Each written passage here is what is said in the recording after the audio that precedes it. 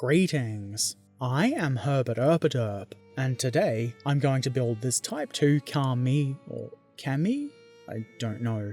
It's a type of Japanese amphibious tank, and an odd looking one at that, which is the main reason I bought this. It's a 72nd scale plastic kit from Dragon.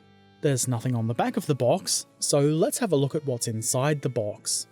Well, not that much really, and I was kind of expecting more bits for some reason. This sprue kind of entertained me because of how it's holding the turret away as though it's dangerous or something. Is this a radioactive turret? Do you have to keep your distance? Who knows? The parts do look reasonable here, but there is some flash and mold lines that you can see around the place, so we're obviously going to have to do a little bit of cleanup. The details look to be pretty decent. I'm certainly no expert on Japanese tanks, or any tanks for that matter, so I can't tell you if there's any major or minor errors, but it looks good to me. The moulding is relatively crisp and neat, so it should look pretty nice once it's all together. And that's the only sprue really. The whole bottom doesn't count as a sprue in my books, it's just a part, but it is a pretty decent looking part. I will say, however, that those little pins for mounting the wheels, I guess you might call them axles, are very tiny, which could be an issue, but we'll see about that later. The upper hull comes as a single part too. Well, not the entire hull, there are still things we need to add to it, but the majority of it is in this one part. Here are the tracks, and they're the dreaded rubber band tracks. Dun dun dun! To be fair though, the tracks do look pretty good. They're nice and neat, and one of the most annoying things about rubber band tracks is that they're very difficult to clean up if they have flash. So in that regard, these are quite good. These aren't going to need any additional work beyond clipping them from their sprue. They are still rubber band tracks though, so you know. Here's something I wasn't expecting. A piece of photo etch. It looks nice. It's a guard that goes over the muffler, so it's going to need some bending, but I'm sure that'll be fine. This little decal sheet was also included. Pretty helpful if you want to have markings on your tank. Instructions are also included, obviously. Most kits have them. They're very helpful things. The instructions are pretty clear, and there isn't really a whole lot to this kit. It's all here on the inside of the leaflet. That's not a bad thing, of course, and it doesn't really mean that it's a super simple build. In this kit, it's the small parts and thin axles and things like that that will make it challenging, rather than the number of parts or the steps in the instructions. The back of the instruction leaflet has some basic painting and marking guides, which are obviously basic, but they'd be a good starting point. Now, let's do the gluing together of bits of plastic. I start with the wheels, and these are really small. These particular wheels are the idler wheels, and they come as two parts, with some very fine keying in the middle. It's not difficult to put these together, and there are two of them, one for each side of the tank, which does make sense when you think about it. And why not install those on the hull now? You can see just how thin the mount for these wheels are, and that is probably accurate, but it's not very strong. If you've used rubber band tracks before, you can probably see where that's going. At any rate, these aren't hard to put on, though you may need to do a bit of nudging to get them to sit nice and straight. I put the drive sprockets together next. These are keyed, which helps get the teeth lined up properly. You don't want misaligned teeth. It makes biting weird. Also, it makes installing the tracks a bit difficult. Why not put some tiny little return rollers together as well? I found it moderately difficult to get these together straight, but not impossible. Now, let's boogie on down to Bogey Town. Ha ha ha. I'm sorry. These go together pretty easily, and I'm glad they're only made of two parts, instead of, say, bogies with separate wheels. I follow this by gluing the drive sprockets into place, and because these are the only toothy wheels, it shouldn't be a problem to have these bonded in place when it comes time to install the tracks. Return rollers are next, and there are mounting pins here, though you can barely see them.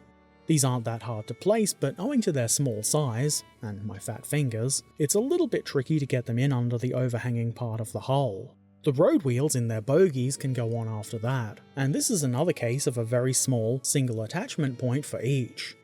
The only reason this would be a problem is the tracks, but again, we'll get to that later. I try to position these properly, but it is kind of hard. Using the desk to get them aligned though does help. The idler wheel should be fairly close to the ground. Because this is an amphibious tank, mountings for propellers would make sense, and surprising nobody, these go here in the 2 holes at the rear of the hull. They've got a pointy bit at one end, making them kind of hard to apply pressure to, but if you press on the non-pointy bit, it hurts a bit less. Other than a little bit more pressure than usual being needed, these aren't too hard to get into place. Propellers are then glued onto the end of that. Makes sense, and it is pretty simple to get them on. Stop. Turret time. Dun-dun-dun-dun, dun-dun, dun-dun. Can't touch this. Except you can touch this, and you should touch this, otherwise it's not going to go together. Anyway, the first thing I did in turret time was to glue the little ring part into the bottom of the turret. There's a couple of nubs on the inside that need to be positioned so that they don't block the opening at the front.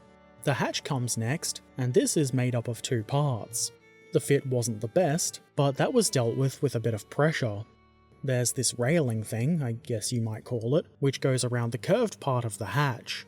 This was kind of annoying to put on, and it was slightly bent out of shape. It either came that way or it was bent when I clipped it from the sprue. I'm not sure. It's very thin and easily bent or possibly broken. I didn't break it, fortunately, but I did fiddle with it for a while, and I wasn't totally happy with how it went on, but it is on. A small antenna, I guess this is. It could just be a random pole, but whatever it is, it goes here, next to the front right corner of the hatch. Another small hatch goes on the rear of the turret here, and this was pretty simple to put on. The hinge details help to guide it, but you might still need to do a bit of nudging. Next I add this, I think it's an antenna. Initially, I wasn't sure if that angled bit on top should be there, but according to the box art, it should be there, so it's there. On the other side goes another mount, and I'm a bit more confident in this one being an antenna. Even if it isn't, it's easy to place. On the front of the turret, I glue the mantlet. This seemed like a pretty good place for it. I had to apply a fair bit of pressure to minimize the gaps here. The instructions seem to want the guns attached to this before installing it, but if I did that, it would have been a lot harder to apply the pressure needed, so I think it's better to do it this way. The machine gun slots into the mantlet through the back, and I think I might have used the wrong machine gun here, but I don't think it matters too much. Then, the main gun goes into place. It would look a bit better if I drilled it out, but I figured it was a bit small. It needed nudging and some pressure to make sure there's no gap at the mantlet, and so that it's not pointing in some weird direction. It should be facing forward. Once that's in place, the turret is done. So now it's time to work on the upper hull. The main thing to do here is glue the upper front plate on. This is shaped such that it should be pretty hard to get it wrong, but if you really want to get it wrong, I'm pretty sure you could. Again, pressure to minimize gaps was needed, along with a bit more glue to please the glue god, and then the part is nicely in place and we can put the whole machine gun in. This is meant to slot in through the back of the front plate. I don't know how well you can see it, but the hole for this wasn't formed properly, and rather than drill that out, I've chosen to cut the machine gun and attach it from the front. It's probably not perfect, but the gun is in place, which is better than no gun, I guess. Now, it's time for some photo etch. I figured using the muffler part that this goes around to bend it would be a good idea. And it worked. Kind of. It's not perfect. I used the desk to press down on it to flatten the top out a bit, and it ended up looking okay, but it's not perfect. I'm sure somebody is going to be all upset that I didn't painstakingly bend this to perfection using fancy tools, but I don't have fancy photo etch tools, so this will do. It does look a bit rough, but I think this is the sort of part that would easily bend and be dinged up on the real thing, so I'm not overly worried. The photo etch can't be installed until the muffler is installed, so the muffler is installed next, and that wasn't especially difficult. In fact, you might say that it was easy. This little plate then goes on the front here, and I don't know what this is, but it kind of looked a bit more interesting without it. The instructions say that it should be there though, and who am I to argue? In front of that, a headlamp is installed. This is a tiny little part, and I'm probably lucky that it didn't end up in the jaws of the carpet monster. That bastard. Instead of being carpet monster food, it's in place, and with a little bit of nudging, it's facing forward. Next, this, whatever it is, goes into place on the engine deck here. I think I've got this in the right place with a little bit of a gap between it and that handle on the engine deck door thing. And then I superglue that photo etch part into place over the muffler. That's the hull pretty much completed. And now for the joy of rubber band tracks. I think that's sarcasm. Yes. Okay, so these aren't that bad, and the tracks themselves look pretty good. I figure out where I want them to connect, which is over a road wheel, so that I've got something to apply pressure against when trying to close the loop. I apply glue, again super glue, over these wheels only. I push the track into place, apply some pressure, though not too much because I don't want to break the wheels off, and when that's bonded, I add some more glue and wrap the tracks the rest of the way around. They don't sit all that convincingly, though I'm sure if you really wanted you could put some more work into them and get them to look okay. Fortunately, these tracks aren't so tight that you have to apply a lot of tension to the wheel parts, but you can see that they have caused the drive sprockets and idler wheels to slightly curve outward. And by slightly, I mean it's noticeable. Though it does look worse when viewed from below. This wouldn't happen if the connection points for those wheels were a bit stronger. So they're not the worst, but I still don't like rubber band tracks. Now that those are on, it seemed like a good idea to join the upper and lower hull together. This isn't too difficult, a little bit of pressure and a good amount of glue were needed, and of course you've got to be careful not to damage the detail or put any pressure on the tracks or wheels, or they'll just break, but eventually the hull is together. Not too bad.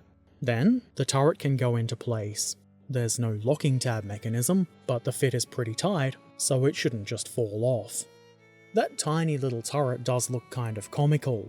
Anyway, that's the 72nd scale Type 2 Kami Amphibious tank from Dragon completed. I think it's turned out okay. It is a nice looking model of an interesting little tank boat thing, but the tracks really let it down. To be fair, they don't look that bad from most angles, but the way they've caused the drive sprocket and idler wheels to bend out of place is annoying and looks bad. Also, they don't replicate the appearance of weight and sag that the tracks should have. This is most noticeable between the idler and the rearmost return roller. I'm sure if you really wanted, you could spend a bunch of time fiddling with it and getting it right, and I'm sure somebody is going to be all pissy that I didn't spend hours doing that. The trouble is, the more I fiddle with those things, which involves adding tension to the tracks, the more things get bent out of place and broken, and, at least for me, I don't think it's worth the time. I was quite gentle when attaching the tracks, but I still managed to knock a bogie off, and one of the drive sprockets came off too. I wasn't filming it, so I didn't show it, but trust me, it was a pain in the arse. So I've put the tracks on as best I could, without going to extremes. If you want to spend a bunch of time kajiggering these tracks to get them perfect, more power to you. Anyway, I really don't like rubber band tracks, if you didn't infer that. But that's enough whining about them for now. Yeah, find something else to whine about. Other than the tracks, I'm pretty happy with how this model has turned out. It really is an odd looking thing, and because of that it's definitely welcome in my collection. For the most part, the kit was pretty fun to build. It did take me a bit longer to put together than I'd initially anticipated. I thought it would be a nice quick build when I looked at the low part count, but the fiddliness of some of the small parts did make it take a bit longer, but that's okay. A good time was still had. This kit has made me feel like I should build some more Japanese tanks. They're all a little bit weird and interesting. Anyway, if you've got any questions or comments, feel free to put them in the comment section below. If you'd like to watch me build kits like this live on stream, head on over to my Twitch channel, which is where I stream. The link is in the description. If you've not already done so, why not follow or subscribe for free, or if you've got the means, and you want to help a Herbert Erpaderp do Herbert Erpaderp things, and see my videos a bit early, consider becoming a patron. You can find links to all of my things like social media in the description below. And, as always, I shall return soon. So until then, be excellent to each other, have a wonderful day, and thanks for watching. Farewell.